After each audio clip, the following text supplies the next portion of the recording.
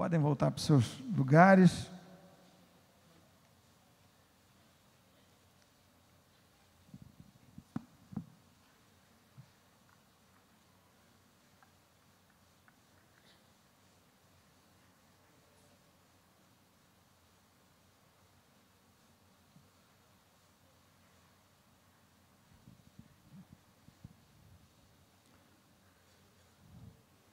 Gente querido, o texto é um texto sobre o qual eu falei recentemente, 2 ou 3 domingos atrás, e que trata da carta de Cristo à igreja de Pérgamo.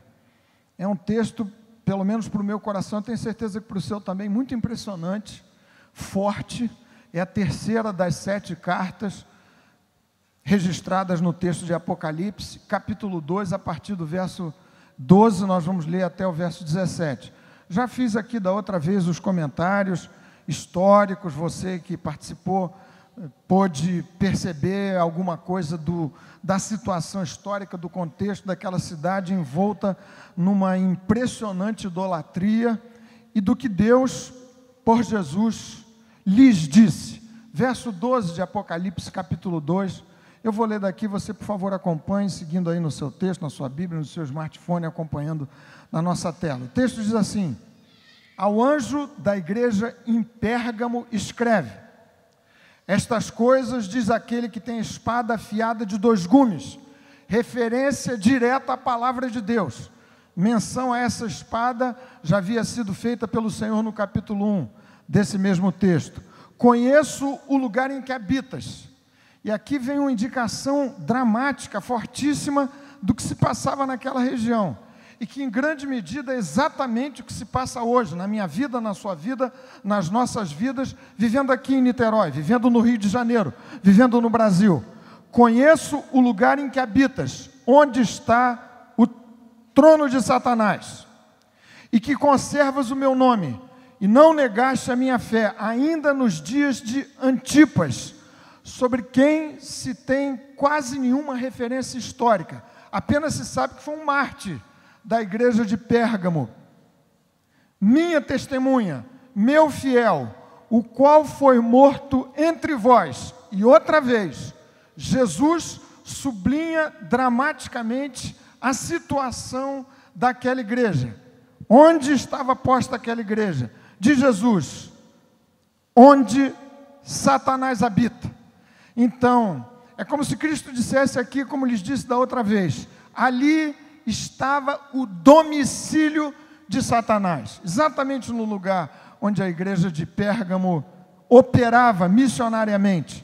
Verso 14: tem todavia contra ti algumas coisas. E destaquei aqui da vez anterior que esse algumas coisas é a tradução direta de uma palavra que significaria coisas aparentemente pouco relevantes, ninharias. Tenho todavia contra ti algumas coisas, pois que tens aí os que sustentam a doutrina de Balaão, o qual ensinava a Balaque a armar ciladas.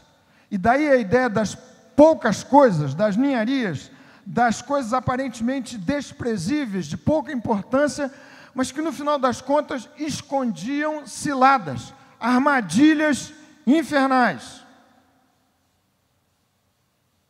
Diante dos filhos de Israel, para comerem coisas sacrificadas aos ídolos e praticarem a prostituição.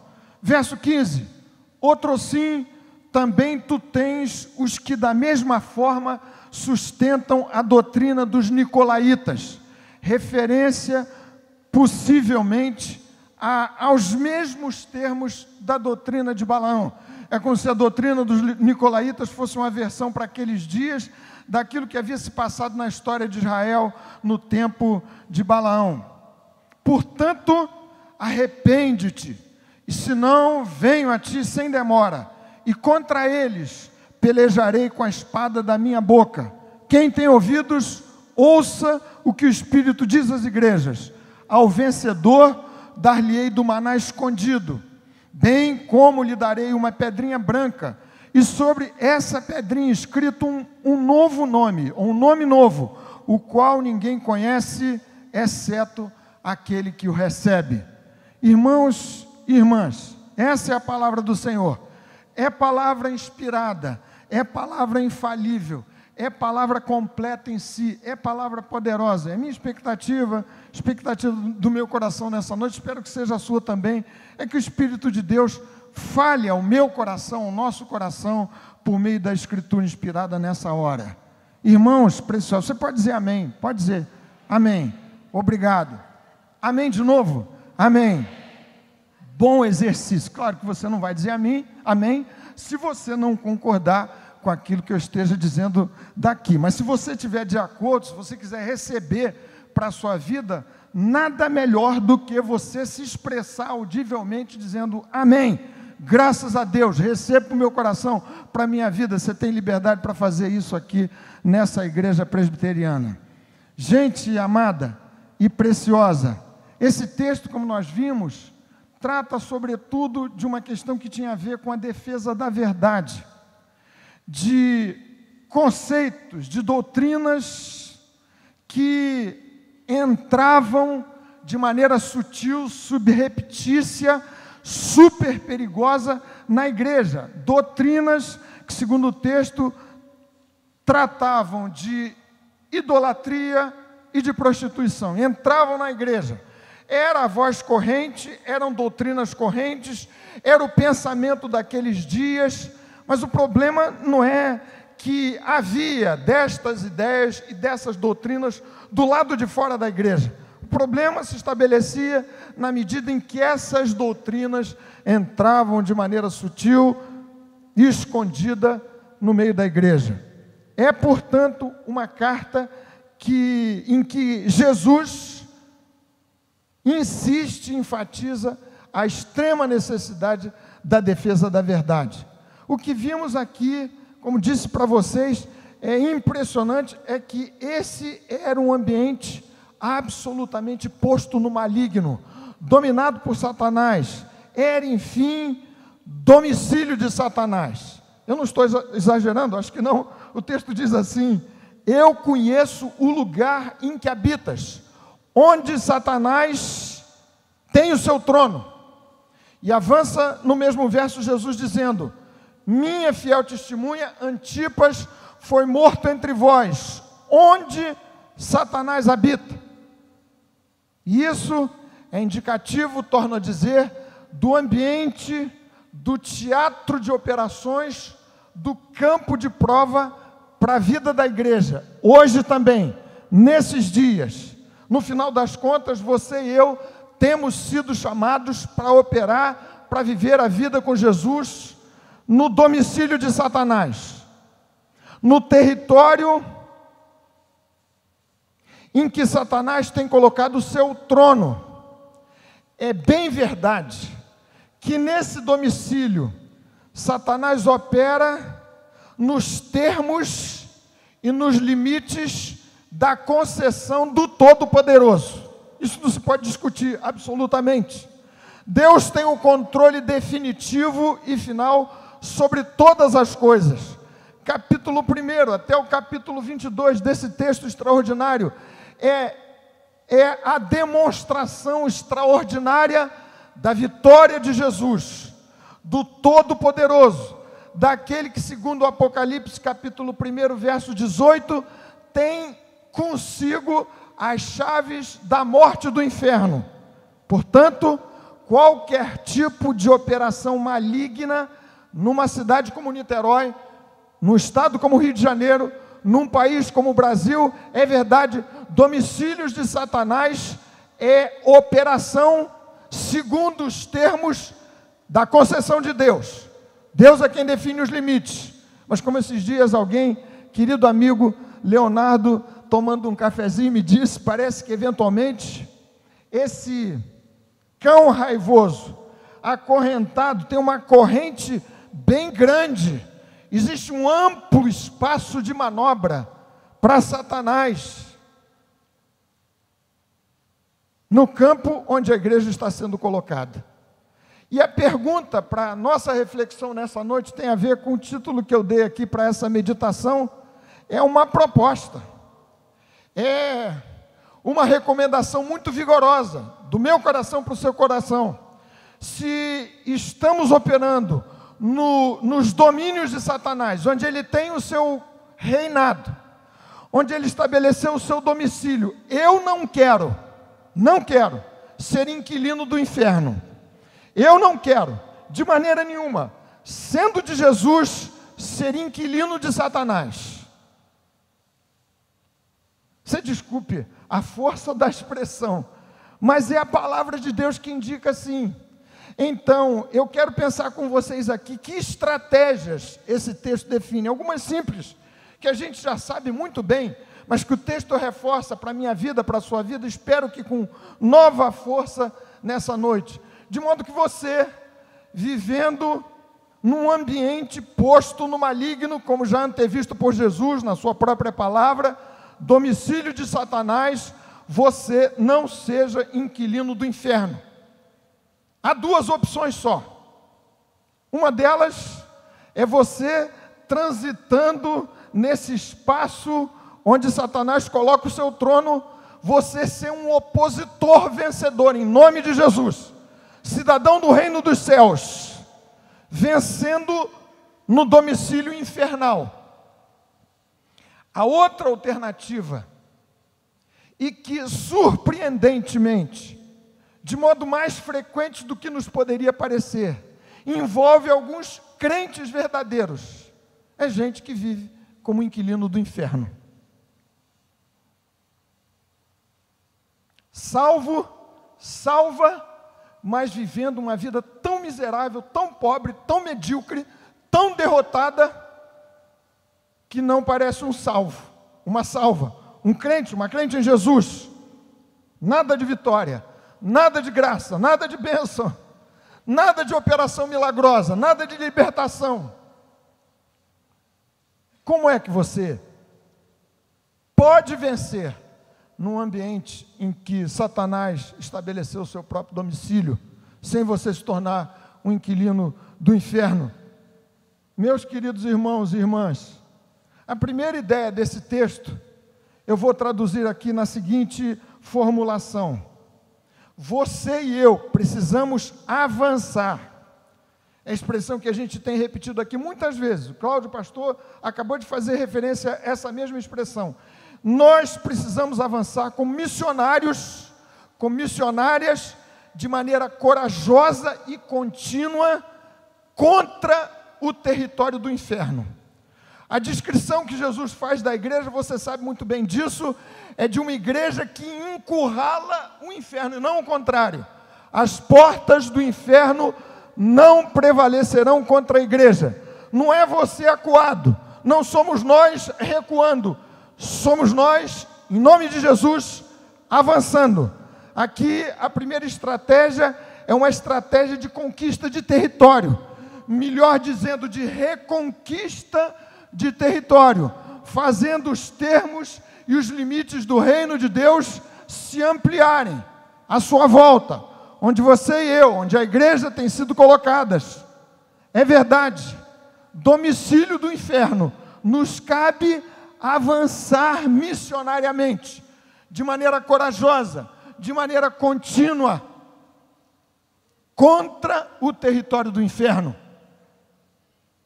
Me permitam dizer aqui para vocês que esse texto da carta à igreja em Pérgamo descreve, assim, nas suas entrelinhas, 3 grandes grupos, não necessariamente grandes, mas 3 grupos muito definidos de membros daquela igreja em Pérgamo. Primeiro grupo, representado por Antipas, o grupo do fronte, o grupo dos que vão na frente, o grupo dos que avançam de maneira destemida, colocando a sua cabeça em risco, a sua vida a prêmio, por conta do testemunho da palavra de Deus. Esse é o grupo representado por Antipas, descrito aqui por Jesus: minha testemunha, meu fiel. Há alguns nas igrejas, e certamente aqui na Betânia, alguns desses mais destacadas, gente que vive nos limites da bênção, do poder, da fé, da disposição missionária, lá no fronte onde a guerra é mais renhida. Há um segundo grupo, aqui possivelmente descrito como sendo um grupo até pequeno, mas extremamente danoso à vitalidade daquela igreja em Pérgamo. O grupo dos nicolaítas, no meio da igreja. Alguns, possivelmente poucos, mas que faziam um mal tremendo àquela comunidade. Grupo de gente que abraçava essas ideias estranhas de Balaão e dos nicolaítas. E havia um grupo aqui, chamado a atenção pelo Espírito do Senhor por meio de Jesus, que eu poderia chamar, com licença da má palavra, de centrão, um bolo ali que fica no meio do caminho, como na política nacional, que hora vai para um lado, hora vai para o outro, não se posiciona exatamente, que participa, que assiste, melhor dizendo, sem participar, sem se entregar, sem se colocar nas fronteiras, prefere uma posição mais calma, mais tranquila, eventualmente oscilando para um lado, eventualmente oscilando para outro lado. Americano que gosta muito de pesquisas, citei esses dias para uma das nossas classes aqui na escola dominical, li bem recentemente uma pesquisa feita em igrejas americanas históricas, que acabou por anotar a seguinte situação, do ponto de vista de participação de membros dessas igrejas na vida da igreja. Em geral, dizia a pesquisa, os crentes se distribuem em 2 percentuais. 20% dos que pegam o touro à unha, dos que produzem, dos que trabalham, dos que testemunham, dos que se envolvem, dos que fazem acontecer, dos que puxam o carro ou empurram o carro, se você preferir. 80% na média. Dos que estão por ali, vêm quando podem vir, deixam de vir quando alguma coisa mais interessante aparece e vão sendo levados pelos demais 20%. 20% não oram, oram muito pouco, ou quando oram, sua agenda está restrita às suas questões pessoais. E a pesquisa concluía, entre outras coisas, o seguinte: igrejas assim têm extrema dificuldade para crescer e para avançar, porque esses poucos antipas, 20%, têm que fazer muito para carregar os 80% adiante para frente, quando, se esse percentual fosse um pouco mais amplo, seria possível reservar boa parte das suas energias para combaterem no fronte externo, fazendo a igreja avançar, evangelizando, ganhando gente para Jesus, ampliando os limites da obra social, o alcance social da vida da igreja. A primeira estratégia, portanto, é você se colocar nesses 20%. É você dizer: eu quero fazer parte daquele grupo de fronteira. Eu quero que Deus me use na fronteira mais avançada do seu reino e da sua igreja. Não quero me colocar como membro do centrão, menos ainda fazer parte daqueles poucos nicolaítas ou dos que abraçam a doutrina de Balaão. Deus me livre. Mas não quero ser uma figura pálida, oculta, disfarçada no meio desse exército do Senhor. Avance como missionário, como missionária, de maneira ousada, corajosa, destemida e contínua, o tempo todo, no sentido de resgatar para o Senhor território. Aquela mesma estratégia, novamente, para você compreender que pensou-se ser executada por meio das UPPs. Fracassaram, infelizmente, mas a estratégia dizia o seguinte: é preciso retomar para o Estado territórios que caíram sob controle do tráfico de drogas, das milícias, ou de qualquer outra coisa que não o poder do Estado devidamente constituído para isso. conquistar território. Faltou o PP social, sei lá, outras coisas, mas que acabaram derrubando o projeto. Mas enfim, você, como membro da igreja, como servo do Senhor, como serva de Jesus, se não quer ser inquilino do inferno, você precisa avançar com a sua vida, não se conformar com uma vida pálida, tépida, morna, seca, oca, sem participação, sem frutos ou com poucos frutos. Precisa avançar e se colocar no fronte, se identificando como Antipas, ser você um Antipas, você mesmo, eu, nós, cada um de nós. Primeiro lugar, por meio da sua vida pessoal, onde quer que Jesus o tenha colocado, a tenha colocado, no seu trabalho, na sua vida, na sua família, na sua casa. Avançar missionariamente significa poder receber de Jesus o mesmo diagnóstico que Antipas recebeu. Meu fiel, minha testemunha, onde você tem sido colocado para representar o reino de Jesus? Você precisa ser o melhor profissional que você pode ser, a melhor profissional que você pode ser. Você precisa ser a melhor professora ou o melhor professor que você pode ser. Você precisa ter a linguagem mais sadia que você deve ter, por imposição da palavra de Deus.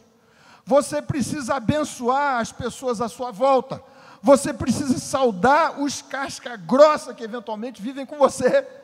Você precisa ser diferente, você precisa ser sal da terra e luz do mundo. Isso significa lutar no fronte mais avançado do reino de Deus, de modo que as portas do inferno não consigam prevalecer contra você. Se você faz o contrário, fica parado, cede espaço, você vai acabar se vendo na tragédia de eventualmente salvo, mas como inquilino do inferno e de Satanás. Conservas o meu nome e não negaste a minha fé, ainda nos dias de Antipas, minha testemunha, meu fiel.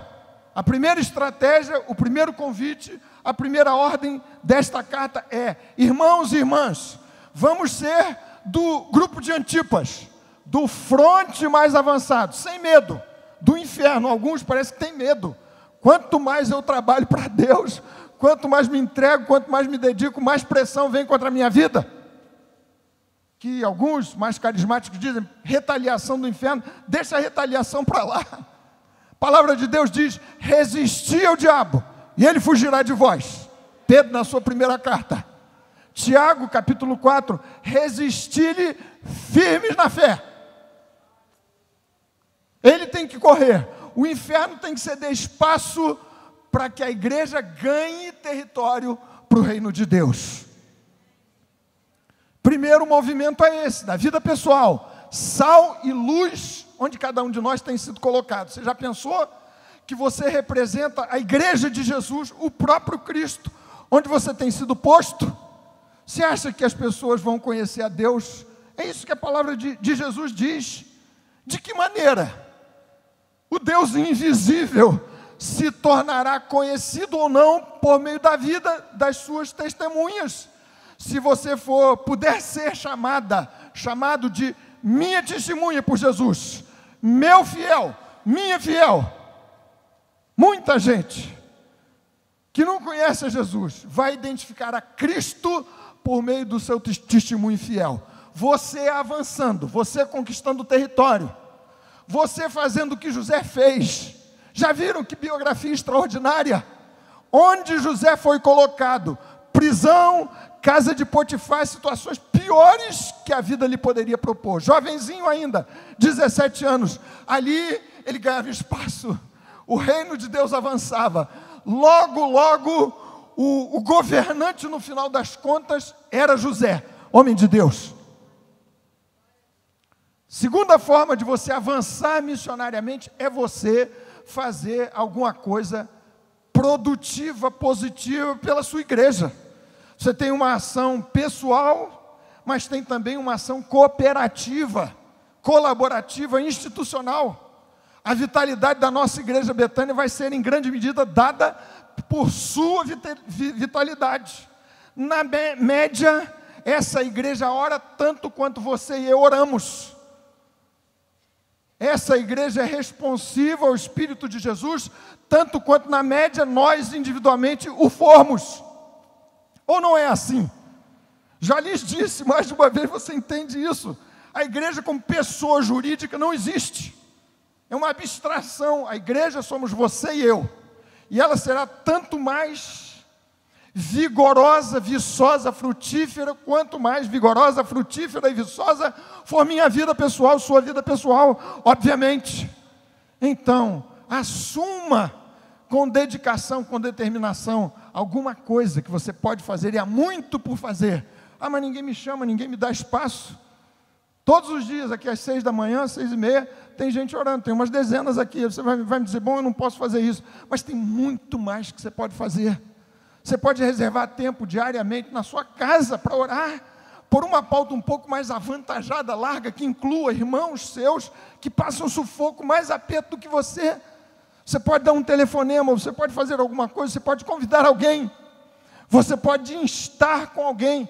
Esses dias ouvi aqui um testemunho muito interessante de um irmão que está frequentando a nossa classe de conexão com Jesus, aqui nos Homens de Palavra. Na semana passada, ele disse, aliás, quem disse foi o dirigente da reunião, Luiz Carlos, durante 10 anos convidei o irmão, tal, Hermes, 10 anos convidando o Hermes para vir à igreja, até que depois de 10 anos o Hermes finalmente aceitou o convite, está aqui na igreja fazendo classe de integração, quer ser batizado, louvado seja o nome do Senhor.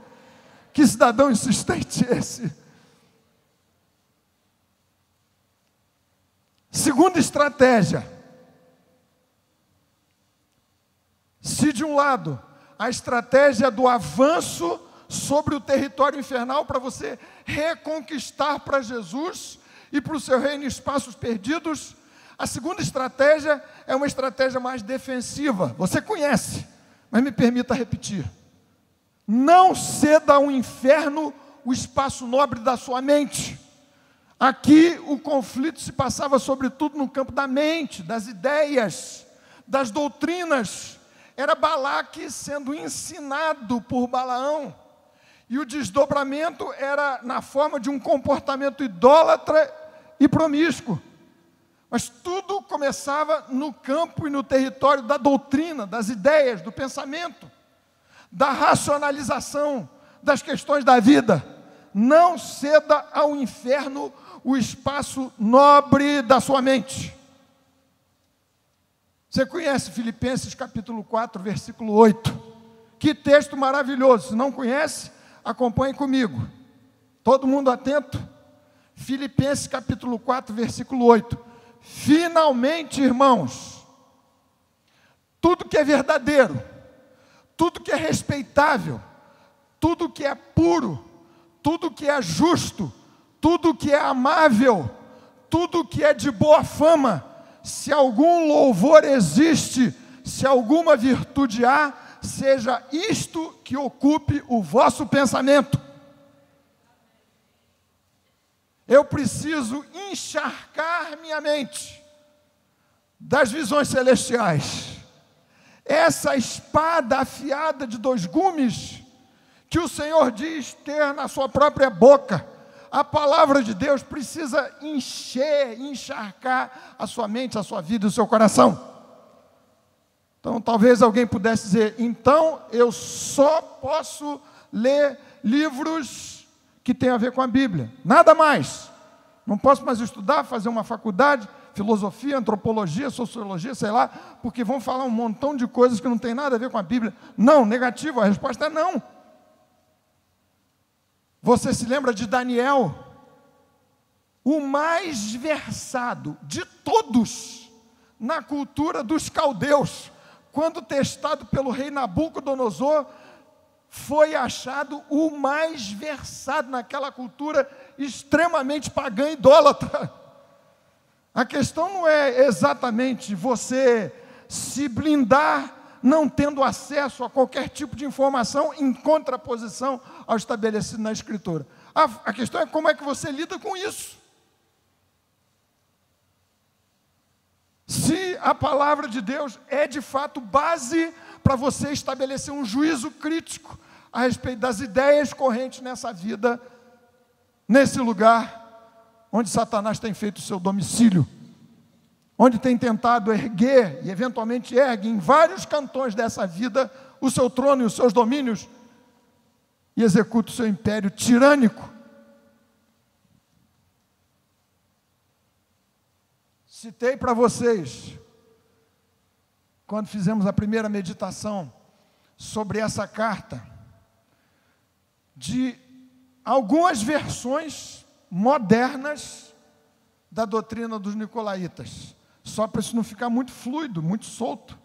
O foco aqui era idolatria e prostituição, procurando na minha meditação pessoal alguns elementos dessa cultura que está do lado de fora, mas que eventualmente, de modo sutil, subreptício, como ciladas, pode entrar nas nossas vidas. Eu citei 3 situações, ou 3 conceitos, para você refletir comigo.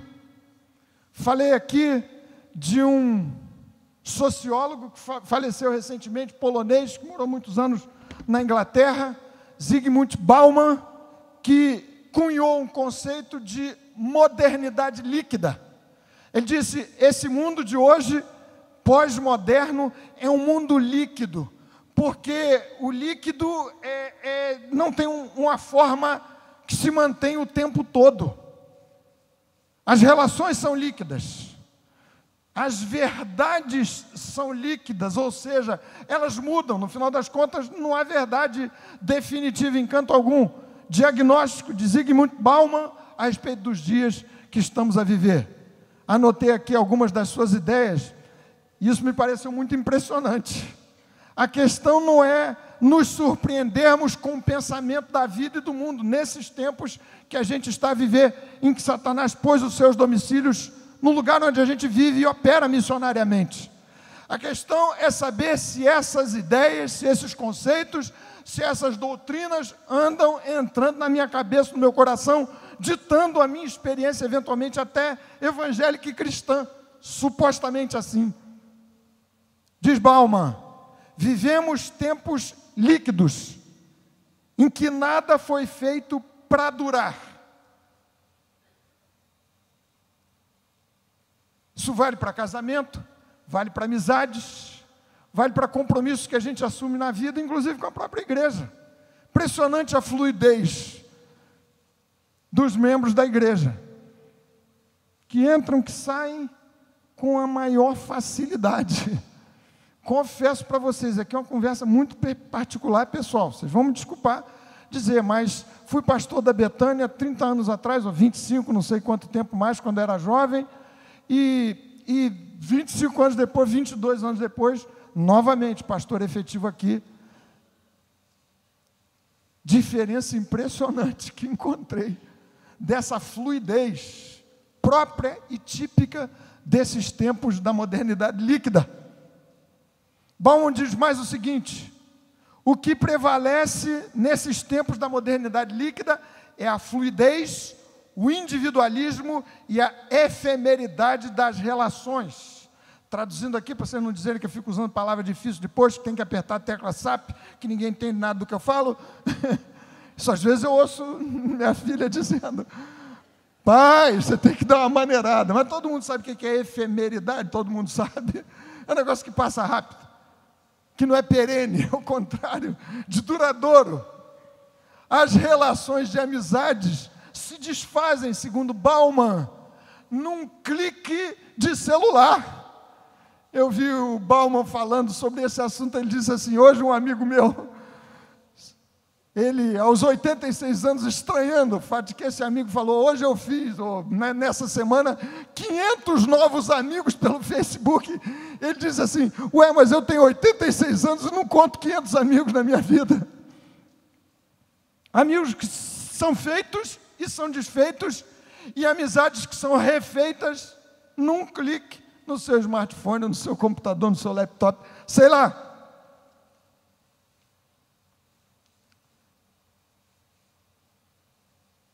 Não há verdades absolutas, diz Bauman. E o que é que se pode dizer num contexto assim, num lugar assim, em que Satanás estabeleceu o seu domicílio? As afirmações da palavra de Deus. Só há um caminho, Jesus. Eu sou o caminho, a verdade e a vida. Ninguém vem ao Pai senão por mim. Isto é uma verdade absoluta, inquestionável. Nos tempos da modernidade líquida, você e eu seremos confrontados com a fluidez de pensamento que discute se isso de fato é uma verdade absoluta. Jesus Cristo ontem, hoje é o mesmo e será para todo sempre, diz a palavra de Deus.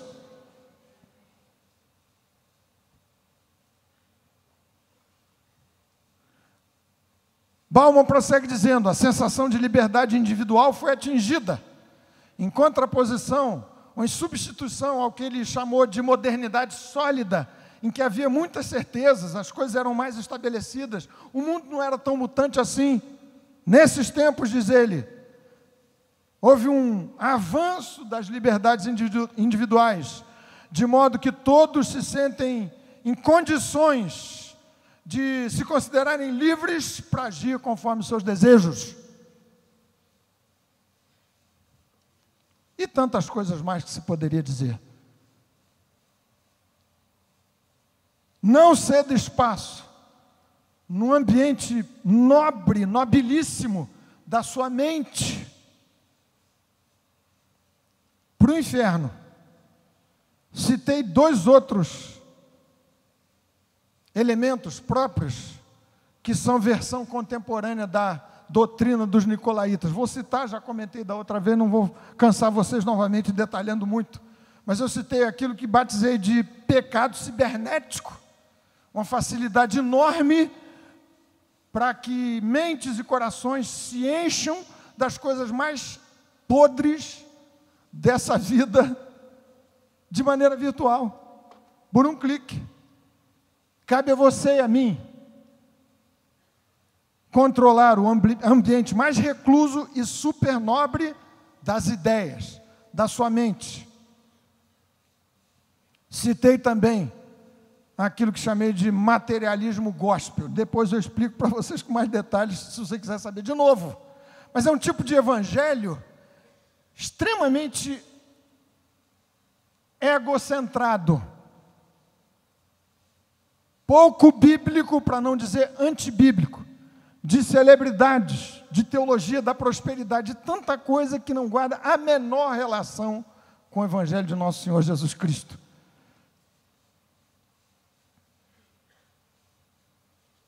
O texto diz que o Senhor virá com a espada da sua boca. Então, você precisa blindar sua mente usando em seu benefício, para vantagem sua, a palavra do Senhor, a espada viva do Senhor. Hebreus capítulo 4, versículo 12, que maravilha de texto. Porque a palavra de Deus é viva e eficaz, mais penetrante do que espada alguma de 2 gumes, e penetra até o ponto de dividir alma e espírito, juntas e medulas, e não há criatura que não seja exposta diante dela. Palavra de Deus, viva, para tratar da sua vida e do seu coração. Finalmente, meus irmãos e irmãs, aqui vale lembrar sobre essa história da mente. Havia uns poucos naquela igreja que colocavam tudo a perder. Existe um conceito no corpo de Cristo que a gente poderia chamar de responsabilidade solidária. Você lê o texto de 1 Coríntios capítulo 14, é um corpo. Se um adoece, se um sofre, diz Paulo, todos sofrem com ele. Algumas comunidades sofrem, patinam, não avançam o que poderiam avançar, não avançam sobre o território infernal, recuam, cedem espaço por causa de alguns poucos que abraçam doutrinas estranhas que desembocam num comportamento absolutamente esquisito e reprovável e antibíblico. O exército pode muito bem fracassar, por conta de 1, 2, 3, 4, poucos soldados desatentos. A terceira e última estratégia, para citar para vocês aqui, voltando novamente ao que falei no culto do Dia das Mães, tem ficado demais no meu coração, vou repetir para vocês. Primeira estratégia é uma estratégia de avanço, de conquista ou reconquista de territórios. Segunda é de defesa do ambiente da mente. Mas o texto da palavra de Deus indica que essa é uma guerra a ser ganha na mente e no coração. Você tem que estar envolvido todo, sua vontade, uma doutrina fria, uma ortodoxia muito bem estabelecida, mas fria, sem vida, sem graça, sem operação de milagre, sem fé robusta, sem aquela disposição de Pedro: Senhor, se és tu, manda-me ir ter contigo por sobre as águas. Não vai funcionar. Então, como lhes disse na semana passada, essas duas estratégias anteriores só vão funcionar se essa igreja Betânia de fato for uma igreja reformada, ou seja, o melhor legado da reforma protestante, do calvinismo, doutrinas firmes, seguras, sólidas, um ótimo entendimento das bases doutrinárias que lastreiam a nossa experiência com Deus, com Jesus, mas que seja também uma igreja profundamente carismática. É como se, a comparação é imprópria, mas se a gente pudesse unir o melhor de Paulo, aquela erudição doutrinária extraordinária de Paulo, com o melhor de Pedro, apóstolo, arrobo de fé, disposição de avançar, de testemunhar de Jesus. Minha sensação é que nos falta um bocado da reforma, mas eventualmente anda faltando mais ainda do carisma, da graça, da fé, da unção do Espírito Santo, do ardor, do fervor na alma, do calor de uma vida tangida pelo Espírito do Senhor o tempo todo. Por isso é que lhes disse, li o artiguinho e gostei, que Marcos Simas me mandou. Você quer se definir como igreja aqui, presbiteriana, pode dizer que nós somos uma igreja reformada carismática, pelo menos a gente quer ser assim.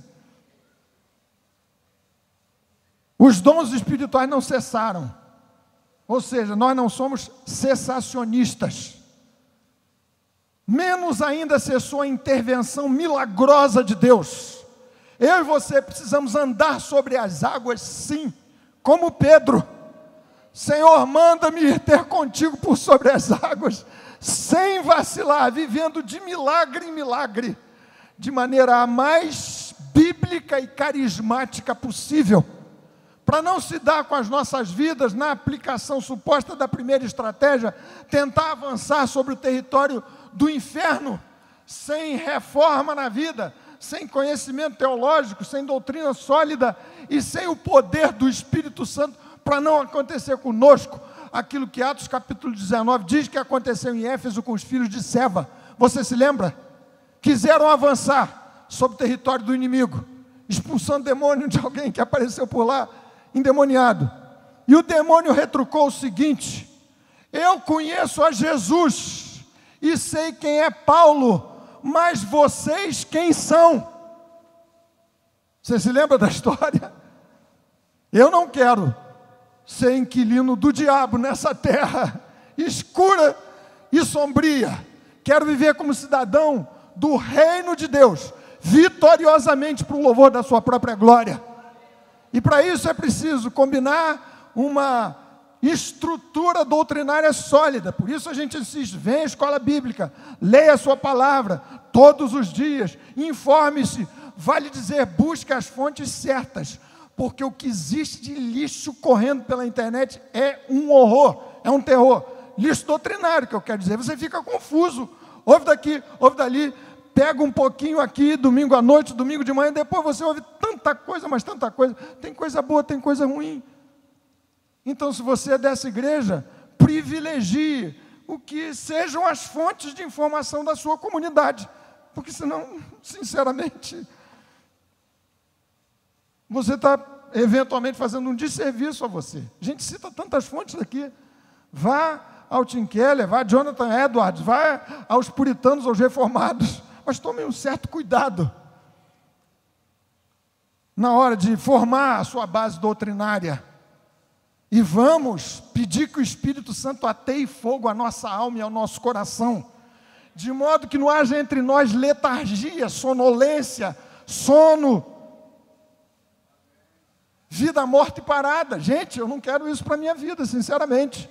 Vou continuar sendo assim, fleumático do meu jeitão. Esses dias Moniquinha me chamou a atenção, porque eu falei aqui no domingo passado, que eu sou fleumático até assistindo jogo de futebol. Sei que tem gente aqui que detesta futebol, mas eu gosto, paciência.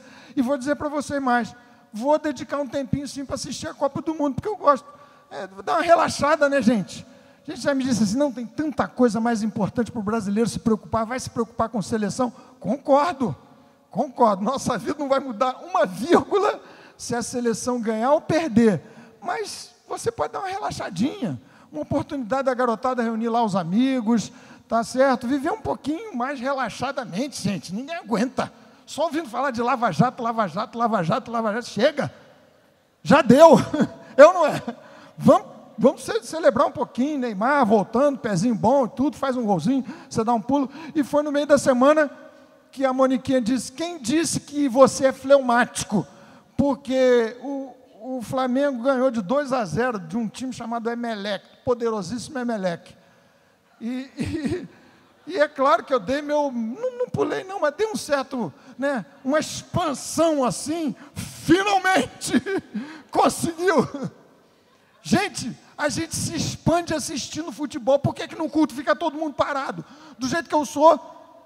Por quê, gente? Tá certo, não estou querendo forçar a barra para vocês se tornarem aqui, né, pentecostais, saltitando, pulando. Eu não tenho nem condição física para louvar do jeito que a meninada às sextas-feiras faz. Se eu fizer do jeito deles, meu joelho pode ir embora, vai ser um problema. Vou ter que sair carregado daqui.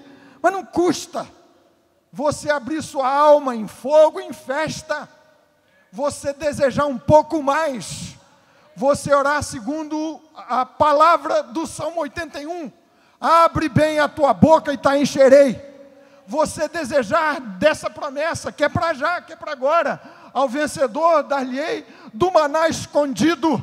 Maná é para todo dia, gente. Tem que saborear do melhor da vida com Jesus, do trigo mais fino do mel que escorre da rocha. Então, se meu coração saboreia dessas delícias, é impossível, é absolutamente impossível eu ter os olhos secos o tempo todo, ter a boca fechada o tempo todo, do seu jeitinho. Não estou dizendo para você se debulhar em lágrimas toda hora, não é isso não.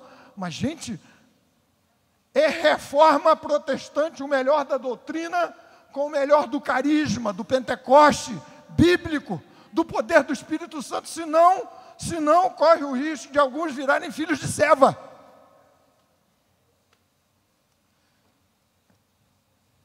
Terminamos aqui, meus irmãos, com a chamada comum em 5 dessas 7 cartas.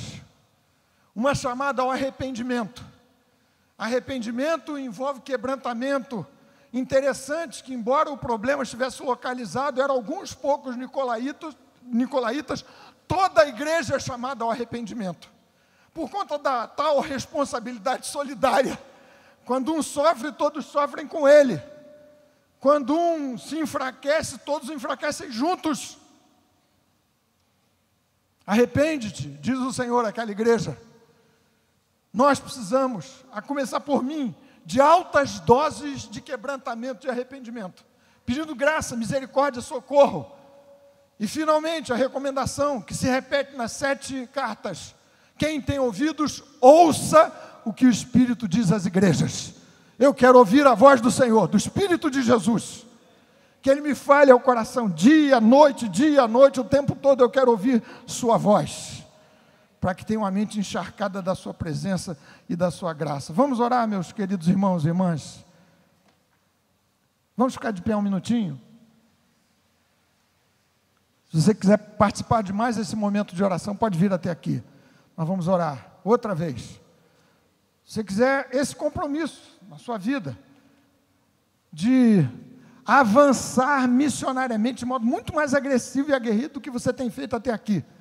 Se você quiser aplicar na sua vida essa estratégia de santificação, de blindagem da sua mente contra o veneno dos nicolaítas, desses ensinos.